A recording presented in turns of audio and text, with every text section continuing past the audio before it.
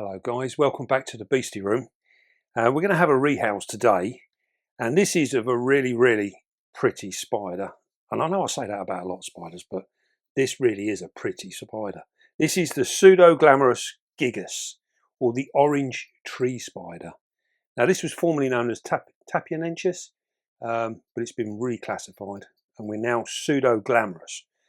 Now these are a New World arboreal spider. And they have been known to be a little skittish, but apart from that, they're pretty good. And this size enclosure, this is a 20 by 20 by 30 exoterra, and this is more than big enough for an adult.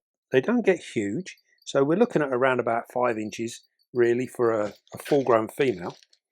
Now we're going to put our drainage layer in the bottom, because coming from French Guiana, these guys do like it quite humid, and in French Guiana it's warm as well. It's very warm, very humid.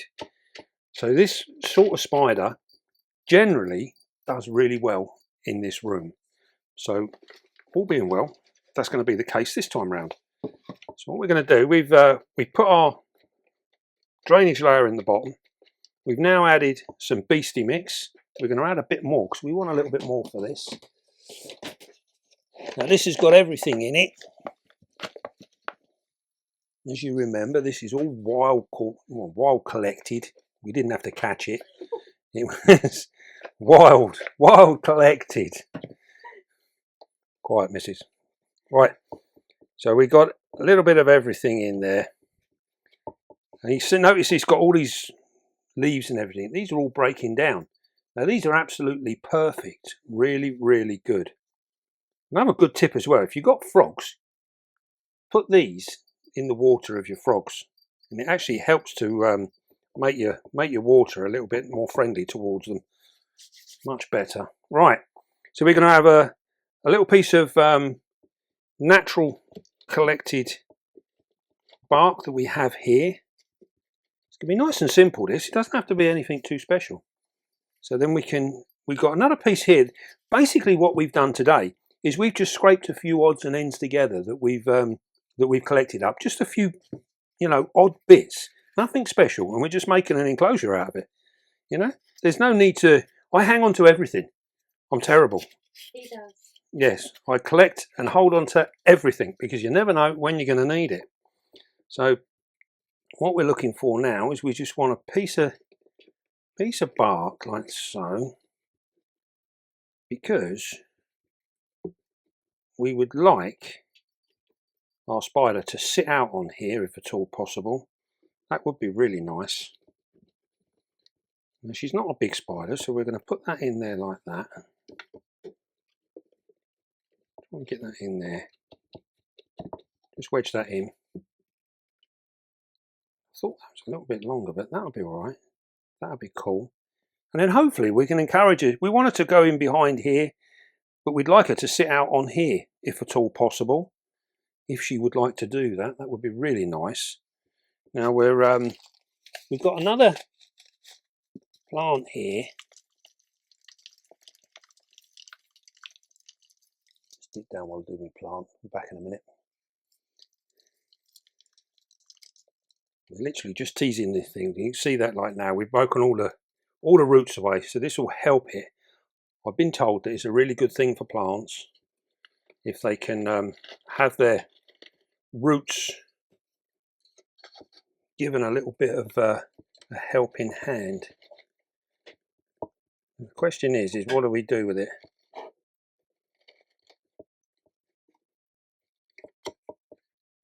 This isn't going to work, is it? Right, okay. What we'll do is we'll plant it the other way round. That's better. That's better. You can throw a bit more of that in there.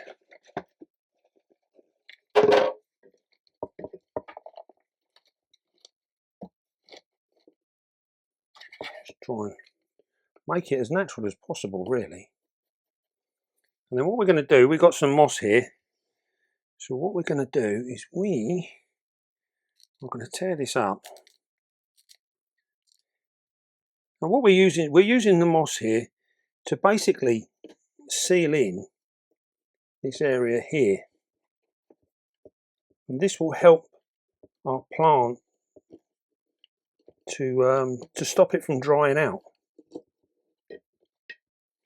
We're going to push that right down in there, because what will happen with these exos, when we fill them up inside, the water will run out of the vent there and come dripping out here. So you always make sure that you've got your vent at the back is above whatever kind of water level you're going to put in there. Now we've got a little bit more here. We're just going to put that down in here. This is purely to serve a purpose. That's all it's doing. Get that little bit there. See what I mean? Don't waste nothing. Put that in there. Job done. Look at that. That don't look bad, does it? Right, we've got our water dish. Just need to decide where we're going to put this. Where do we go?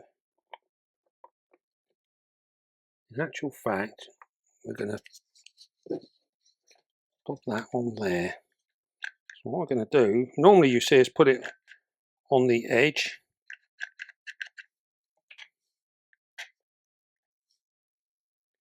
We're literally going to put a big healthy dollop of it on the bottom. Put that on there. Pull the plug. And then what we're going to do, we're going to put that in there. That's warm. There we go. Put that in there. Get our sprayer. I'm going to make sure we give a good watering around that, because it's actually a really warm piece. The thicker you put the glue in, the hotter it's going to be. So we're going to put some water down here, just water this plant in. And what we can do, we did actually have a question come up about, wouldn't it be easier to actually soak our enclosure before we put our spider in? Well, that we could do that, but then we couldn't do the video as we're doing it now. And by spraying straight down the side, as you can see, it's not soaking the whole enclosure, but what it is doing is it's going to put water into the base of our enclosure, which is what we're doing now. If I turn that around, you will see how that's starting to soak down. And it's coming down into the enclosure now. As you can see there. See, it's going straight down into the clay balls. So what we're doing is we're basically priming the bottom of the enclosure. And because this is these do like a good high humidity, we can afford to put a reasonable amount down here. And you might think, wow, that's an awful lot of water. But all we're doing is priming a completely dry area at the minute. And that's going to do, that'll be enough. And don't forget, as we've mentioned before, one of the reasons that we get away with this kind of watering in these enclosures is because we have mesh tops, which allows for the airflow to come through here, and it will come in and it will pull that moisture up out of the ground and up through the enclosure. And this is what our spiders are really benefiting from. This is what they really like. So we can get away with that because we have a mesh top. It's most important. Right, we're going to get rid of our bit of moss. Get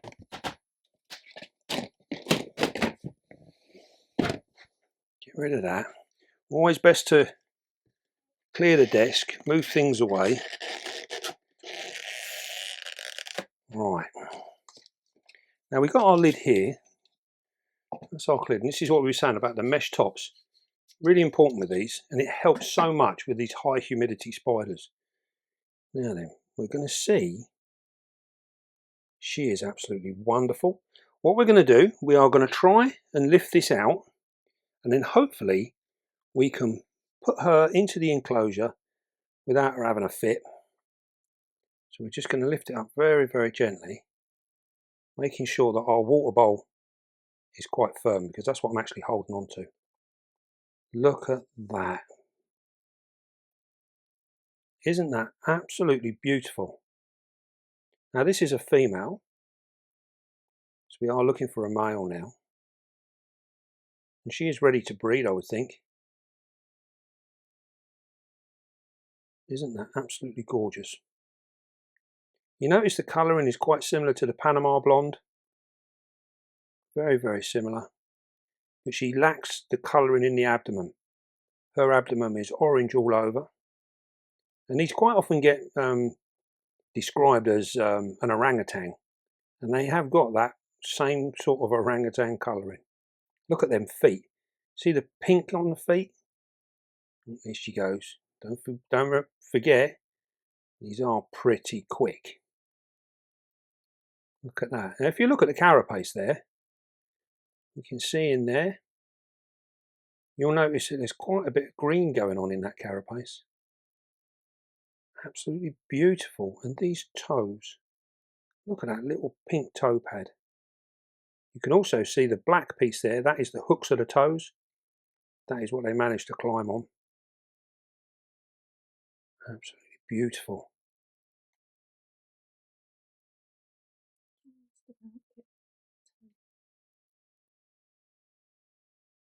They are really, really pretty spiders. Now these are a spider that we don't really see a huge amount of, for whatever reason. I'm surprised they're not more popular. Right.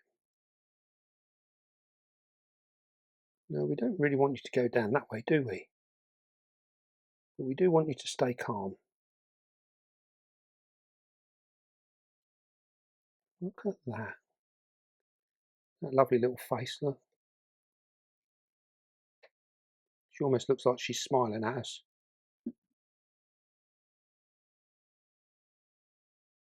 Right, so what we're going to do, we are going to turn her around so she's facing in the enclosure. You notice we're keeping our piece of bark here level, because if we tip it one way or the other, she's going to wonder what's going on. So we're now going to put this bit into the front like that. So we've now stopped her from going underneath it. We're going to use our brush, and we are just going to touch her, literally the length of the brush across the back. You're getting a good view there, aren't you? She is very nice. You ready for this? Right, we're going to touch her very, very gently across her abdomen and her back legs. There you go, we've made contact. We'll maintain contact now. She's going to try and hide away. Hopefully, we want her to go up on that bit of wood. Up on the wood, nice and gently. See, by maintaining contact, she's not in fear of being hurt. There we go. If we move our stuff away nice and gently, there we go, look at that. Now again, this is another one of them spiders that is renowned for being very skittish and nervous. And you can see by maintaining contact with our paintbrush there that we've managed to literally get her exactly where we want her. And we just take our time. Nice and gently does it. Now you can see there that green in the carapace now. You'll be able to get right in close with that. It looks quite bluey on the yeah, camera. there is a mixture of colours in there. Yeah, that is absolutely stunning. Really, really pretty. Now, unfortunately, many of these spiders, they don't actually, the colouring doesn't show up as well as we see it in real life. She's actually more orange looking, isn't she? Yeah. Pale one. She's very, very pretty. So I think what we're going to do with her is we will wait and we'll see if we can get a molt out of her. She actually came in a collection that was purchased from the Beastie Room. And we do this from time to time. We quite often buy in unwanted collections. So if anyone has spiders that they don't want, always throw us a message You know, we can quite often take them on, and this is how we procure some of our spiders for our future breeding projects, and then others we move on to good homes. Now this one's going to stay here because we haven't got one of these, so we're going to keep her, and because we don't know her molt history, we will now look at getting her to molt out. Once she's molted out, she will be a little bit bigger as well, and we can then look at trying to find a male. These will be a lovely, lovely spider to breed. They really are something else. And you can see there how calm she is. She's very relaxed. And I'm sure she's glad to have got out of her tub and into a nice new home. Now you'd have seen there the plant that we used. We've gone over a little bit to some of these garden plants. And so these are some of these outdoor hardy plants. And we're giving them a go. And at the moment, they seem to be really holding their own, and they seem to be doing really well. So time will tell. Maybe in about 6 months' time, we'll know whether they're actually suitable for our enclosures or not. But it's something that we have to play with to find out. And it's not a quick fix. So only time can will tell us whether these things are actually working or not. But it's worth trying. And we can pick these up really cheap as well. So you can make your enclosures really, really nice. One of the things that we suffer with the plants in the enclosures is quite often or not heat. Many of the plants that we have don't like it particularly warm. So although they like the moisture and things, they're not overly keen on the heat. So we have to be a little bit careful, and we're always playing around, because we also need plants that are actually going to be stable enough for our spiders. Some of our spiders, things like our Singapore blue female, we have planted her enclosure maybe 3 or 4 times, and she just tears them all apart. She literally shreds them into tiny little pieces, into mulch, destroys the whole place, and then goes and hides. So we've actually given up trying to plant for her because she's just destructive and very ungrateful. So we're not going to bother anymore. We're going to give her just a plain old enclosure. Even with moss, she rips moss up, tears it all up, throws it about, disappears back down the hole. So yeah, not quite sure. I think she's a little bit disturbed, but yeah, she is an odd one. The rest of them, generally speaking, are really good. And when we design our enclosures, if we can try and design them with a home in mind that we want our spider to go into, we can often get them to do all their webbing in that area, which will save the rest of the enclosure. It's a bit more difficult with things like our avics, because sometimes they just choose to go wherever they want to go. And quite often or not, they will web all outside rather than behind the bark. Look at that, she's sat there. Yep, she's sat there as calm as anything.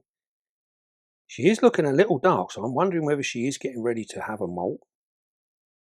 I think she's absolutely beautiful. I'm quite taken with this spider. Very, very pretty spider. Right. Well, I hope you enjoyed that. And actually, one thing we didn't comment on was the temperatures. Now then, these guys are quite tolerant. They do like it warm. So anywhere from 70 up to 80, anywhere within that area, these guys are going to flourish. They're going to do really, really well. In here, we're on the warm side, so she should get on really well. The big thing to remember when we're talking about temperatures is most spiders can and will live in a broad temperature range. So you can be within a big area and they still are really, really good, and you'll keep them perfectly well. What makes the difference really is when we come to breeding them. So that if we're in a warm room like we're in now, in the beastie room, we keep our room around about sort of 78 to 80 most of the time. This means that our egg sacs tend to mature a little bit quicker. If we was to keep them down in the 70, 75, they would take quite a bit longer to actually mature and hatch out. So things work out well for us in terms of breeding, and that's why we keep it that little bit warmer. But many of the spiders, vast majority of them in the hobby, can cope between 70 and 80. Anywhere in that range, they are going to be absolutely fine. It's very misleading when we hear people say you can keep them at room temperature. Room temperature can be a whole host of different things. And one of the things that I've noticed through comments that I've been receiving recently is many people are saying about their spiders not behaving in the way that they think they should. And 9 times out of 10, it's because they've kept them at room temperature, and that is too cold. You know, room temperature in a lot of people's houses is below 70. You know, it can be 60, 65. Your spider may survive, but he ain't going to do very well. So if you want to see a good spider doing its business, get them temperatures. I would suggest that you don't drop below 70. And if you've got the option to make it a little bit warmer, then do so, you know. And it's literally all about how you're going to heat your enclosures. Here we heat the room, makes it much, much simpler. If you've got one spider, you could use a heat cable or a very small heat mat, which you can put on the side wall, and they will come to that. Never ever put them underneath, because you will in turn cook your spider. So put them on the side. If you got bark up against it like this, don't put it on the back, because that is where you want your spider to go.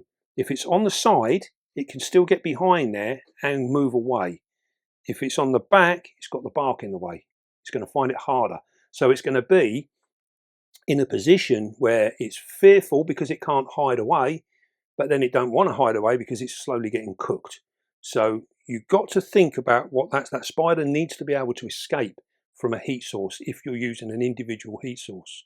So if you've got a little heat mat, put it on the side wall here. It can always get away, but it can still hide. That is the most important thing. It needs to feel secure and warm. And we can provide both. Just takes a little bit of thought. But never do it to a point where your spider is blocked in by that heat, because that is not a good thing to do. Right, that's really cool. Now, in terms of feeding, these guys will take on large crickets, dubia roaches, red runners, anything like that. These will take on anything at all. They're really, really good. They're nice and easy. I mean, this girl feeds like an absolute train. She's really, really keen for her food most of the time. So another easy spider, just a little bit skittish. But as you've seen, they can be well behaved as well. Right then, well, I hope you enjoyed that. And don't forget, be calm, be gentle, and love your spider. And I will see you soon, guys.